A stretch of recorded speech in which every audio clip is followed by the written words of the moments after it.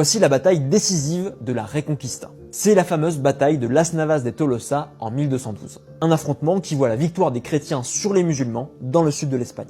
Mais souvent on dit que Las Navas de Tolosa a été une bataille décisive. Une bataille qui symbolise la défaite des musulmans et la réussite de la Reconquista. En gros, ce serait une étape importante avant 1492 et la chute de Grenade. Mais dans les faits, est-ce que c'est réellement le cas ?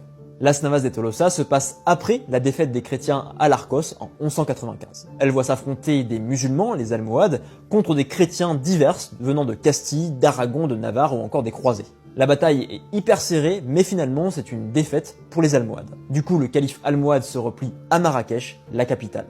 Alors Las Navas de Tolosa est-elle vraiment un tournant ? Alors oui, c'est important parce que c'est une grosse défaite et ça met un coup à la réputation des Almohades qui se présentaient comme les leaders du djihad. Mais en réalité, ce n'est pas une victoire décisive, parce que des contre-attaques almohades ont été menées dès 1212. Mais aussi parce que les pouvoirs chrétiens n'ont pas poursuivi leurs attaques, parce que leurs deux souverains, Pierre II d'Aragon et Alphonse VIII, sont morts en 1213 et 1214. Donc très rapidement. Donc en réalité, le vrai tournant, c'est la crise interne des Almohades. Le calife meurt en 1213 et son fils n'a à peu près que 10 ans, ce qui fait quand même un peu jeune. Ce qui fait que le calife est manipulé par son entourage et du coup, les Almohades déclinent. En plus, leur territoire à cheval entre la péninsule ibérique et l'Afrique du Nord est beaucoup trop dur à gérer. Et donc au final, le déclin des Almohades, c'est un déclin sur le long terme et ce n'est pas simplement dû à une défaite lors d'une bataille.